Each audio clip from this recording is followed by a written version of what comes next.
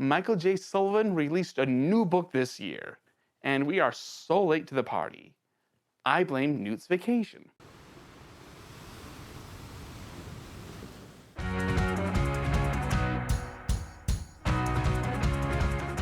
Hello, and welcome to this part of the pond, where it's the Bullfrog and the one, the only, Newt. Face reveal at 100,000 subscribers.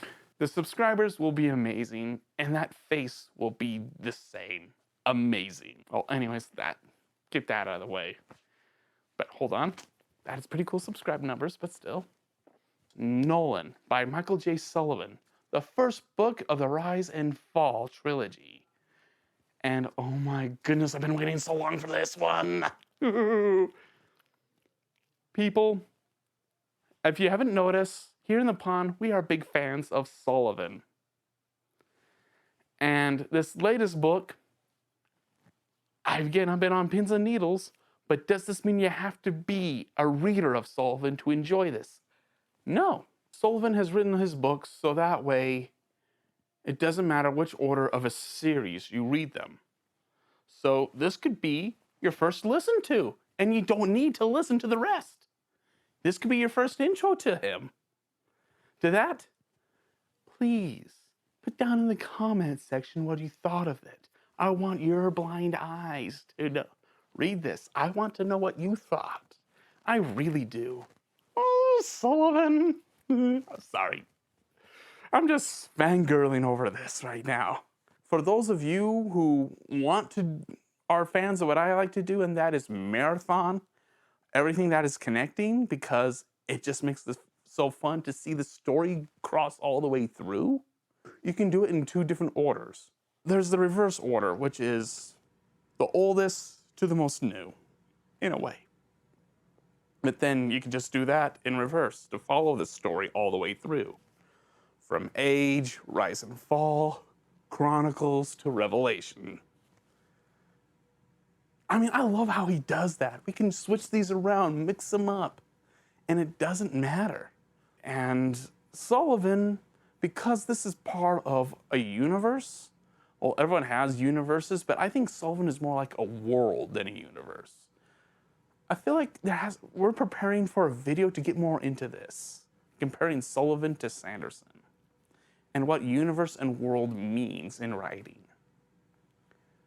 Well, that's a little far off, how you know, but I want to foreshadow that. What is Nolyn about? Well, Nolyn is the prince of the great empire. And this sucker has been going through the jungles, fighting goblins. And these are not just goblins, these are Michael J Sullivan goblins. What do I mean by that? Well, just picture goblins, a little longer than the leg, little stout in the legs. Basically, they walk on their claws. And these suckers can puff themselves up a bit. And they have the taste for man flesh. Man flesh. And let's not to mention the shaman magic wielders that they have. These are goblins you're looking for. And what happens? Well, Nolyn gets caught in a trap. And he realizes it's a bigger trap than you know. Someone wants the prince dead. And this is how the story begins. This is basically chapter 1. And who's going to be his cast of heroes that's going to be with him? Well, it's the 7th Sakah squad. This cast of characters is going to be hooking themselves up to Nolyn on this great quest to solve this mystery and what the web may entail. And while you have this going on, you have plot B, Zephyron. Her story is best said in one sentence. And tell me if you're not hooked. Do this. And if you do, your son will live.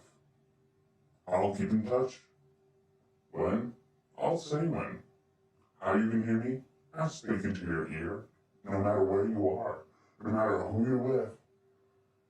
I will whisper and I will know. Newt?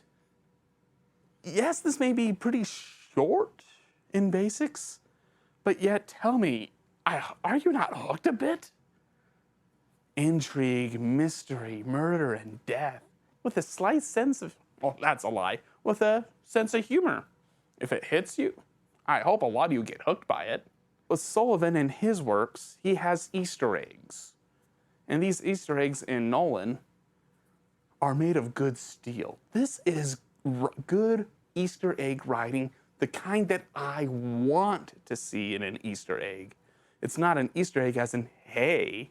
It's an Easter egg that goes, hey, guess what? Lore, this is, dang it. I need a drink. But this is what Easter eggs should be.